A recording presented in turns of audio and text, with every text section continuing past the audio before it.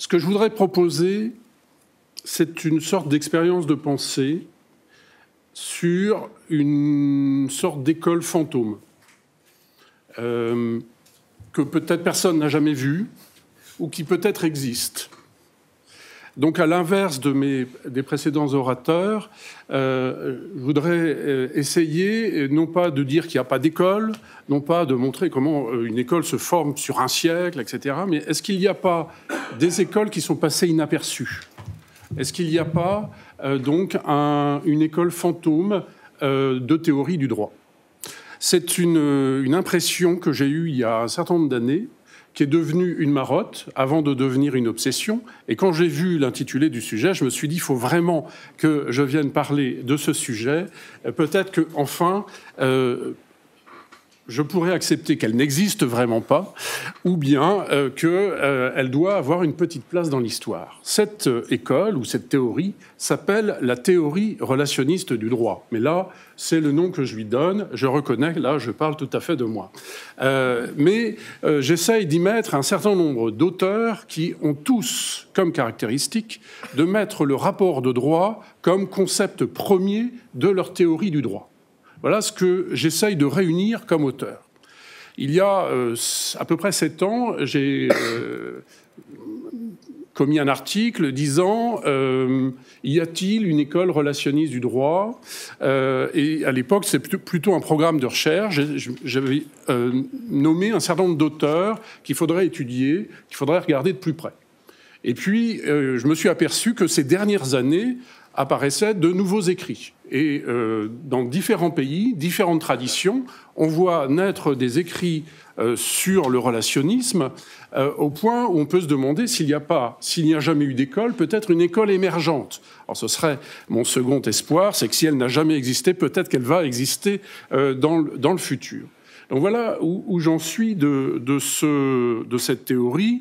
Et donc je vous propose de faire cette expérience de pensée en vous montrant qu'un certain nombre d'auteurs ont privilégié ce concept. Certains ont vraiment indiqué faire une théorie relationniste du droit, que ces auteurs ne se connaissent pas, donc il n'y a pas d'école véritablement au sens de filiation, etc. Mais que si cette école existait, elle aurait peut-être un intérêt.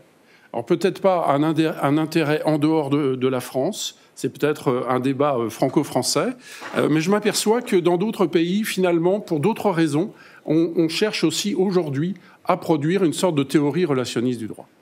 Il y a donc peut-être une convergence. Alors dans un premier temps, je vais simplement faire des catégories d'auteurs par rapport au concept de rapport de droit. Et vous verrez qu'il y a des auteurs qui pourraient rentrer dans une théorie relationniste du droit, mais de manière si différente qu'il est difficile de trouver l'unité. Et donc, dans un second temps, j'essaierai quand même de trouver cette unité, qui est peut-être à nouveau un peu forcée, mais on va voir si on peut y parvenir. Donc, premier temps, les différentes catégories d'auteurs par rapport au concept de rapport de droit. Alors, c'est un concept très curieux, qui m'a toujours intrigué depuis la 2e année de droit, où on nous apprend que l'obligation est un rapport de droit, qu'il y a du droit et du devoir dans l'obligation. Tout ça m'a toujours semblé un petit peu curieux. Et puis, au fur et à mesure de mes études et de mes recherches, me suis aperçu que beaucoup d'auteurs avaient des positions curieuses sur ce sujet. Alors, je pense qu'on peut classer les différents auteurs de droit en 4 catégories. Ceux qui ignorent ou même refusent le concept même de rapport de droit entre des personnes. Il y a ceux qui utilisent la notion, mais sans en faire une théorie. Il y a ceux qui en font une théorie, mais une théorie dogmatique. Et il y en a également, assez récemment, qui en font une philosophie du droit. Alors, dans la première catégorie, on va trouver des grands noms qui se sont prononcés contre la notion de rapport de droit, puisqu'il y a les institutionnalistes, il y a Duguy. Alors, Kelsen s'en sort en disant que le rapport de droit est un rapport de normes. Jhering s'en sort en disant que le rapport de droit, c'est du droit subjectif. on a fait un travail de recherche l'année dernière avec différents collègues, et ces collègues, dont deux Québécois, Anne Saris et puis M. Saintonge, qui est un doctorant, m'ont dit que même Hart, selon eux, qu'ils connaissent mieux que moi, refusait cette notion de rapport de droit. Il faudra que je le vérifie. Très récemment, Rémy Chabert a fait un article sur l'avenir du droit où il dit bien le passé, c'était une approche relationnelle du droit, alors que l'avenir, c'est une approche individualiste du droit. Donc quand on en parle, c'est dans le passé où ça n'a pas existé. Ça, c'est la première catégorie. D'ailleurs, Carboni avait à peu près dit la même chose. Les auteurs d'avant parlaient tout le temps du rapport de droit. Et c'est dur de trouver, je vous assure, des auteurs d'avant qui parlaient du rapport de droit. Donc ça, c'est vraiment ce que tu disais tout à l'heure sur l'histoire du droit. Alors, il y a une deuxième catégorie d'auteurs, parfois en opposition avec les précédents, qui utilisent la notion, mais pas dans leur théorie. Ils disent simplement on peut reconnaître la notion, mais ils ont une autre théorie. Alors il y a une très belle note de bas de page de Génie, où il critique Duguy de ne pas vouloir reconnaître la notion de rapport de droit. Il y a évidemment Michel Villet qui fait du ius un rapport de droit, mais une répartition des biens et des honneurs. Donc il a sa traduction à lui du mot ius qui est un peu particulière. Je ne crois pas qu'elle soit tout à fait reconnue de tous les historiens. En tout cas, il y a beaucoup de définitions possibles du ius.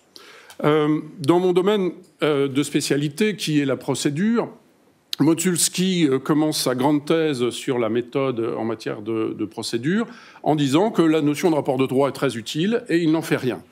Donc, assez curieux de voir ces auteurs qui défendent la notion mais qui n'en font pas un élément de théorie. Et puis arrive une troisième catégorie d'auteurs que j'aime assez bien parce qu'à part le premier, ils sont tombés dans l'oubli. Ce sont des auteurs qui ont fait leur recherche, un peu comme je l'ai fait, et puis qui n'ont pas du tout, du moins peut-être pas longtemps, eu, je ne sais pas si c'est un impact ou une écoute dans leur pays. Ce sont des auteurs plus dogmatiques, qui vont intégrer la notion de rapport de droit dans la dogmatique juridique. Et on en trouve dans beaucoup de traditions juridiques. On en trouve dans la tradition allemande, puisque le concept de rapport de droit est inventé ou peut-être synthétisé par Savigny. Et en Allemagne, il y a toute une tradition, mais qui renaît de temps en temps. Et ainsi, il y a un auteur en 1982 qui s'appelle Harterberg, qui fait une théorie de l'ordre juridique comme ensemble des rapports de droit. Donc pour moi, c'est vraiment une dogmatique fondée sur le rapport de droit. Mais il est publiciste et il l'utilise, alors c'est pas le mais péjoratif, mais il l'utilise pour traduire les relations entre administrés et administration qui étaient en train de changer à l'époque. Et l'année dernière, un Autrichien qui s'appelle Alexander Somek est revenu avec un essai en anglais sur les relations juridiques, où il essaye de rénover la notion et de critiquer à partir de cette notion de rapport de droit, c'est le titre de son livre en anglais, le common law. Ça, c'est la tradition plutôt germanophone.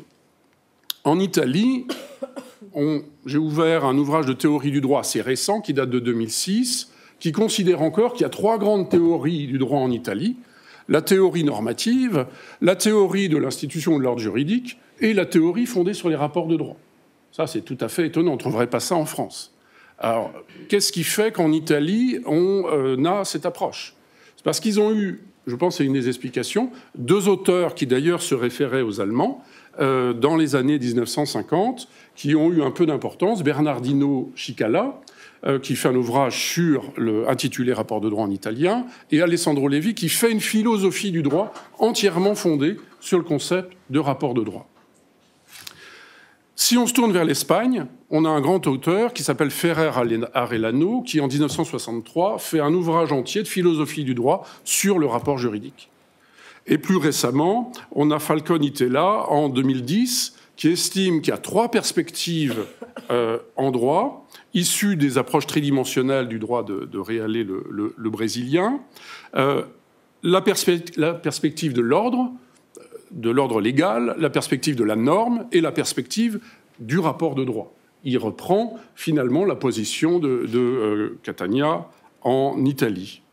Et si on se tourne vers les pays slaves, on trouve aussi des auteurs.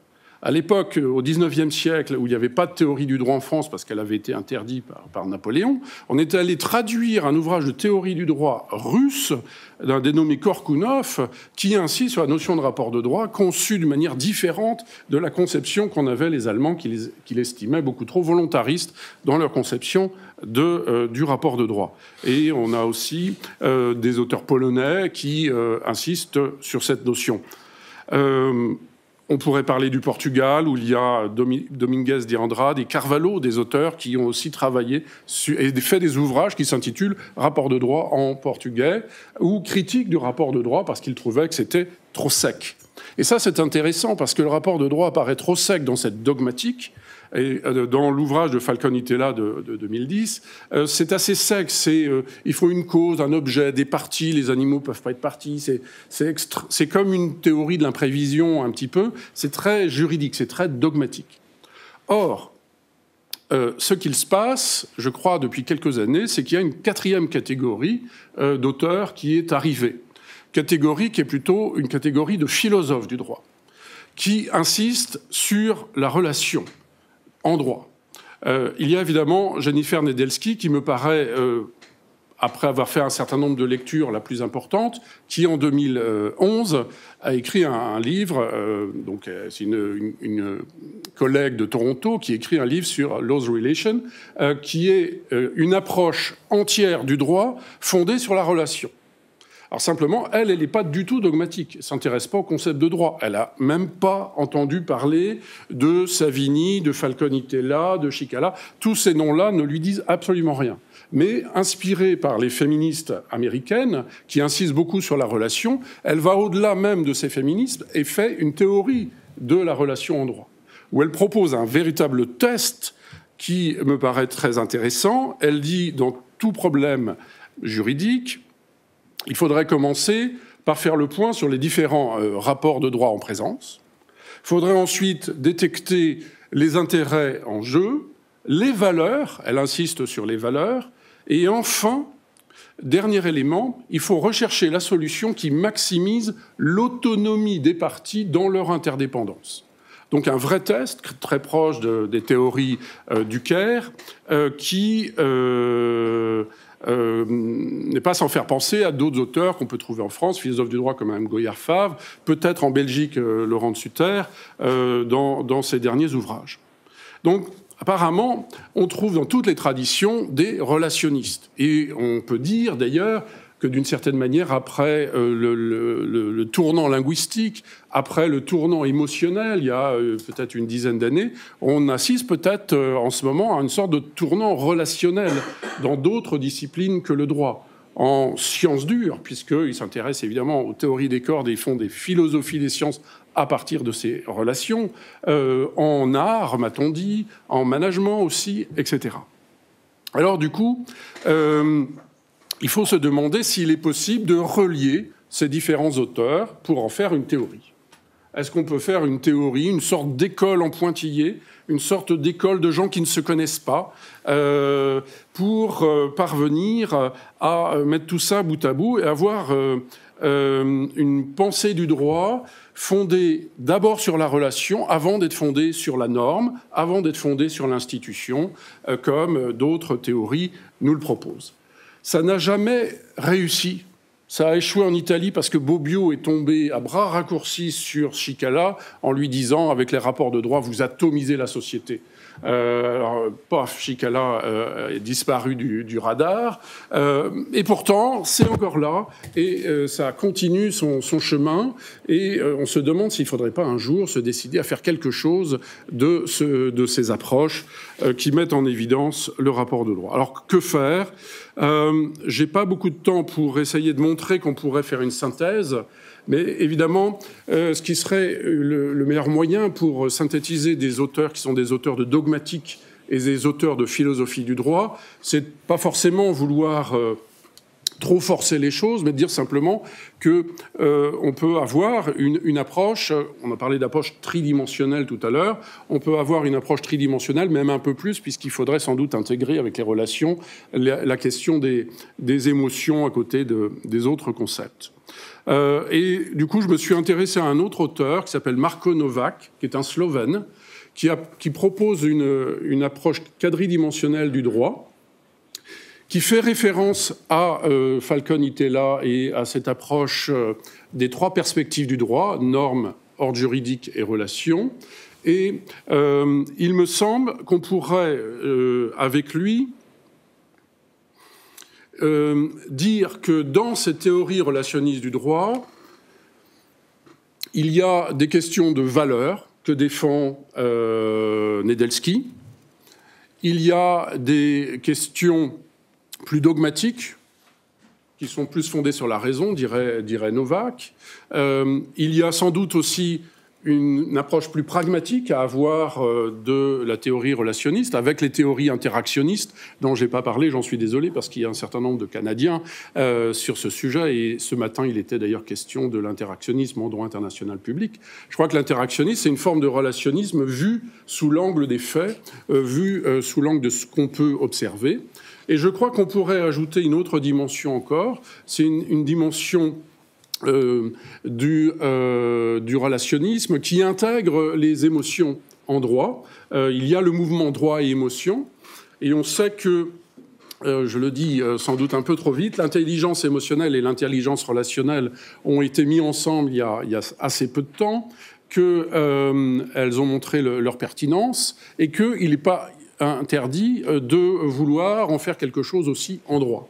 Donc voilà comment on pourrait lier une théorie relationniste du droit avec ces différents éléments. Alors il resterait évidemment à montrer que cela peut avoir un intérêt, et l'intérêt que j'y vois, et c'est pour ça que c'est peut-être un peu franco-français, c'est que personnellement, en procédure et aussi en matière d'administration judiciaire, domaine sur lequel je travaille, et je fais un certain nombre de travaux empiriques également, je manque de ressources théoriques.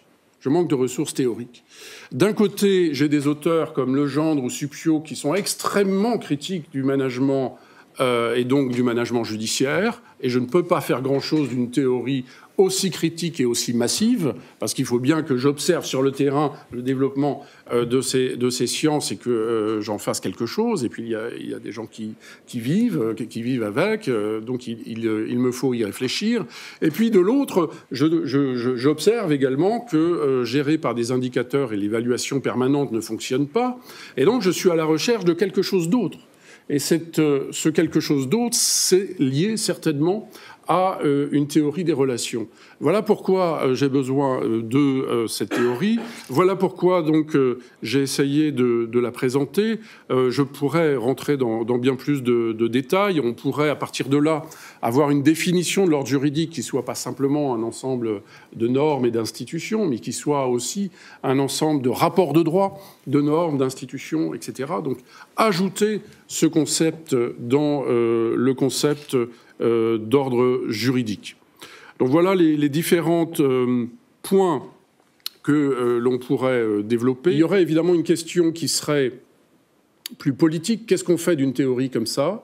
Est-ce qu'il n'y a pas des dangers à une telle théorie, un danger éventuellement communautariste ? C'est une question qui m'a été posée par une collègue espagnole, parce qu'effectivement, voir les choses à l'aune des rapports et refuser que l'institution soit première et que ce soit les rapports qui soient premiers avant les individus et les normes, ça peut être dangereux pour les individus et ça peut être aussi dangereux pour les institutions. Donc il y a effectivement un impact éventuellement politique à ce genre de théorie.